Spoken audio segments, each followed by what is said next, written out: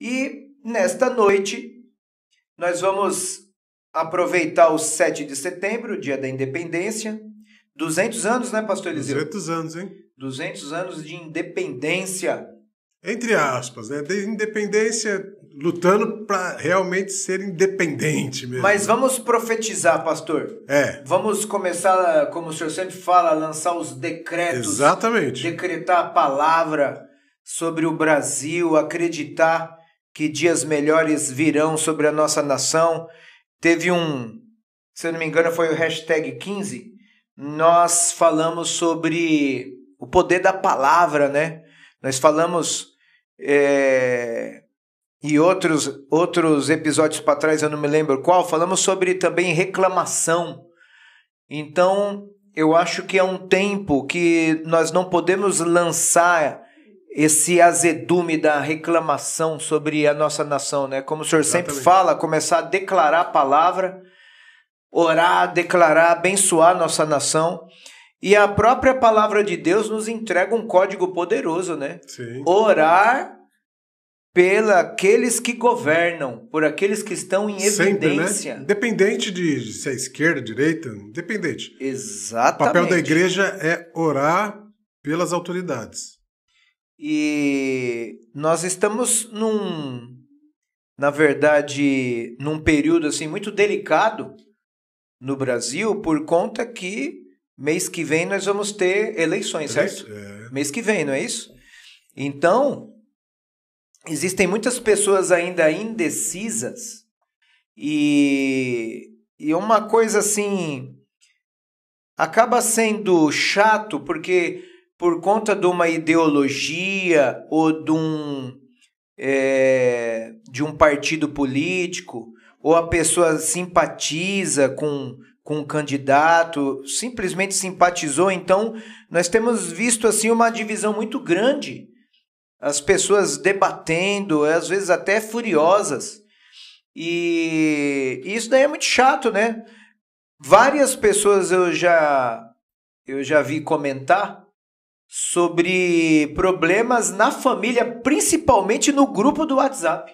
Por causa de política. Por causa de política. Várias pessoas já comentaram comigo que a família dividiu e o intuito... É lamentável, né? Isso é lamentável.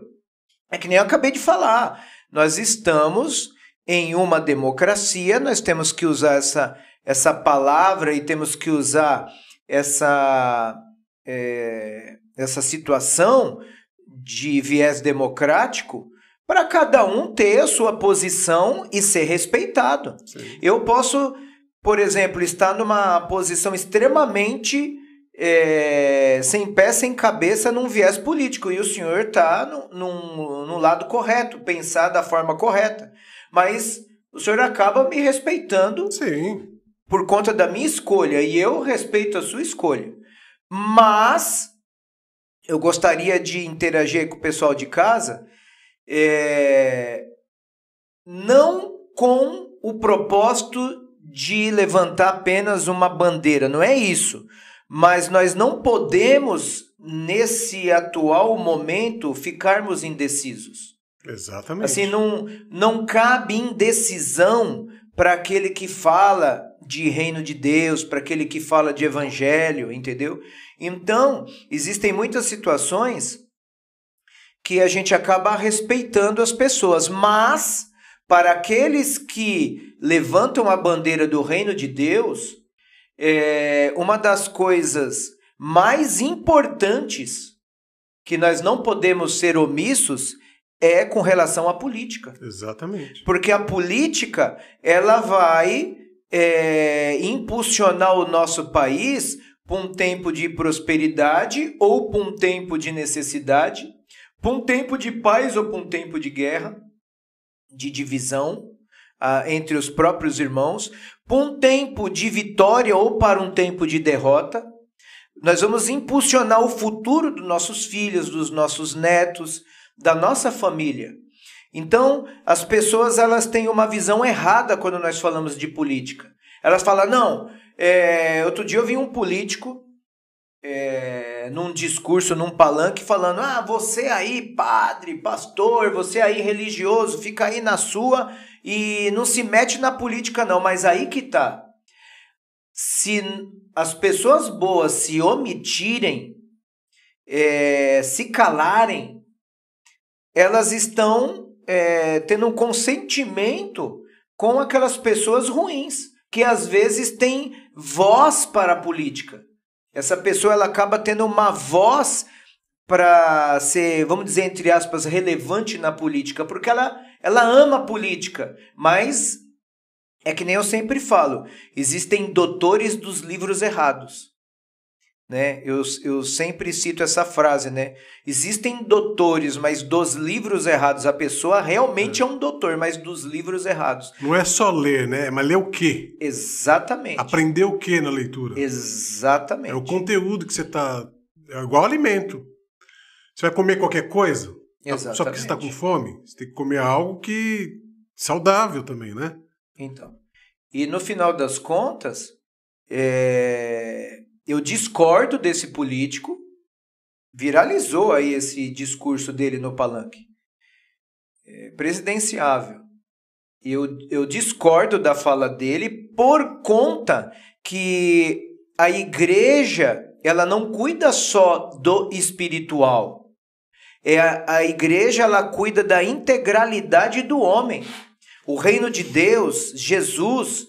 Quando ele veio, ele não veio ministrar só o espiritual. Se você parar para analisar, Jesus alimentou a multidão, então Jesus se preocupou com o alimento, Jesus se preocupou com a família, ele ministrou para a família, Jesus se preocupou com a política. Né? Ele mesmo, as pessoas, o que nós vamos fazer com os impostos? O que nós vamos fazer com os políticos? Dá a César o que é de César, não. Dá a Deus o que é de Deus. Jesus ele nunca foi antipolítico. E hoje a política, tanto esquerda como direita, fala tanto de liberdade. E a Bíblia fala que só há liberdade através do Espírito. Onde o Espírito de Deus está, ali há liberdade. A verdadeira liberdade está em Deus. Né? E a palavra polis, a raiz da palavra política é polis, é cidade. Então, quando a gente fala de política, nós estamos falando de bem-estar da cidade, bem-estar do bairro, bem-estar da nação, consequentemente da população. Sim. Consequentemente das pessoas.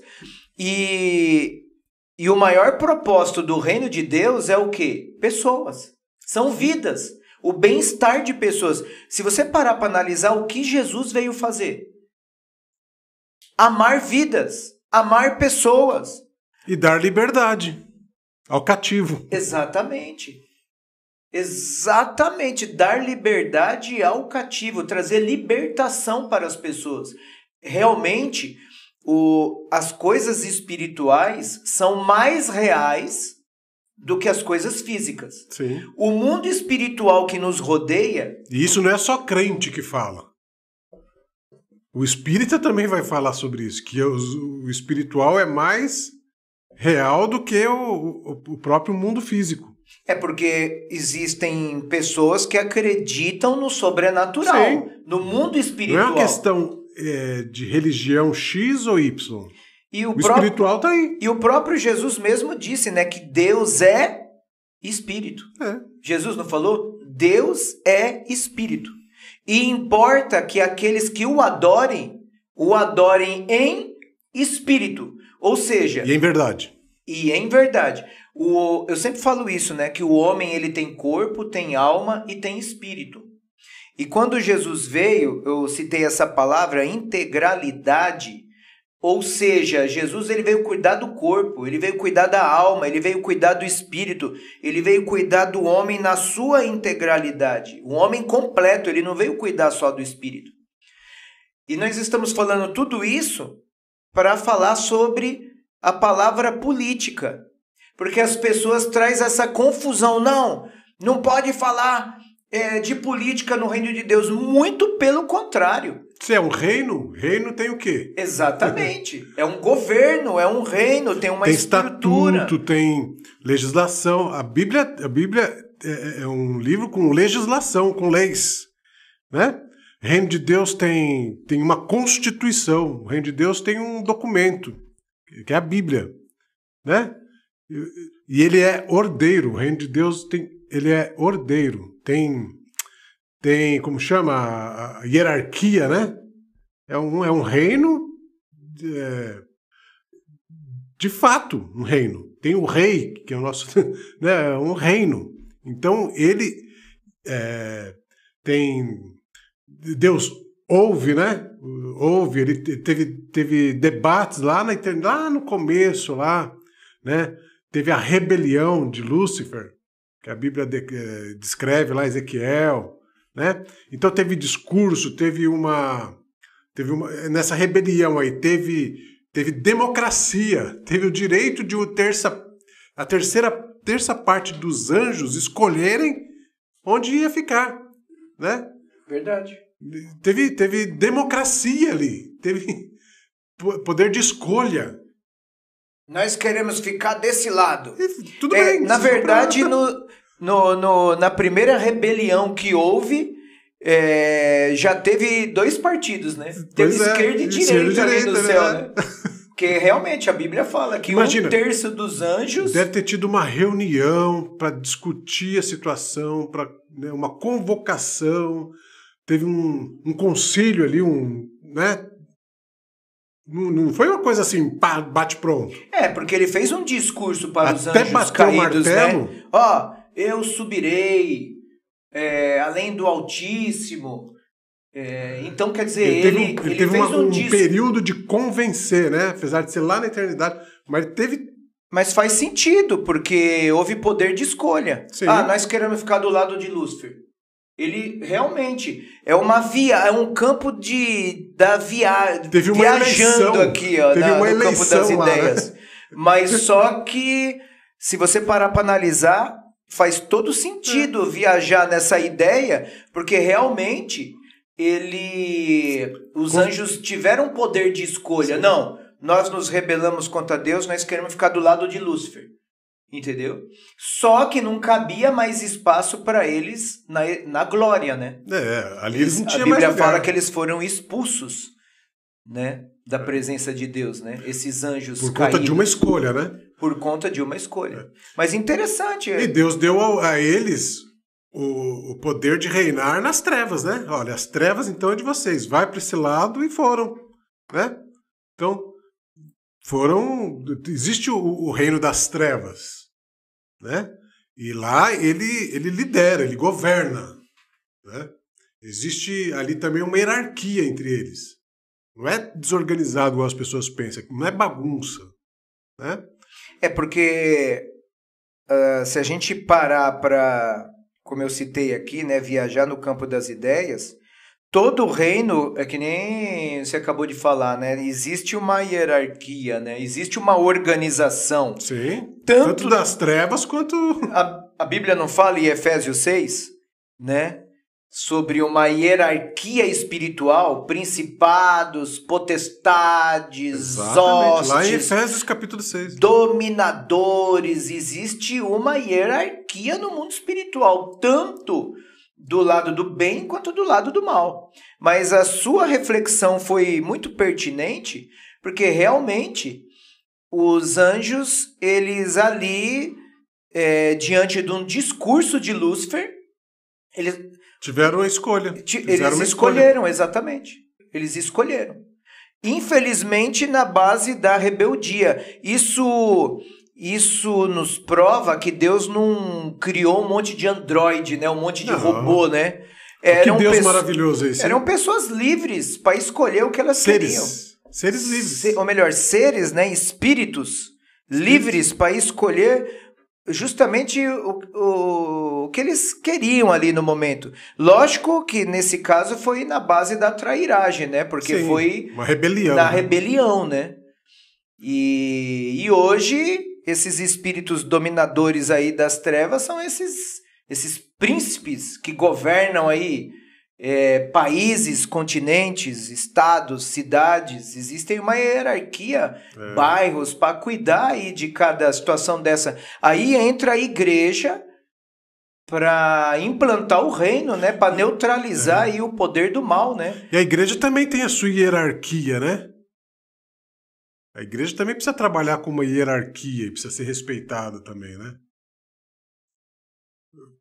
Líder, pastor, a equipe de líderes, cada igreja tem a sua hierarquia, né? Isso reflete no mundo físico, né? E trazendo a igreja nesse contexto aí, né? Não adianta, pessoal, não existe a mínima possibilidade de você descolar a igreja do Senhor da vida política. Não tem como, não existe como, porque a política está dentro do coração do homem. A política está dentro, ele pode não estar lá na Câmara de Vereadores, ele não pode ser, ele não precisa ter um cargo eletivo, ele não precisa estar envolvido, mas dentro dele, no coração dele, ele é um ser politizado, porque ele vai fazer política dentro de casa, ele vai fazer política no trabalho, ele vai fazer política dentro da igreja, ele vai fazer política em algum lugar que ele estiver. Ele vai ter que aprender a escolher, ele vai ter que aprender a discutir um assunto, fazer uma escolha para a vida no trabalho, para a vida dentro de casa.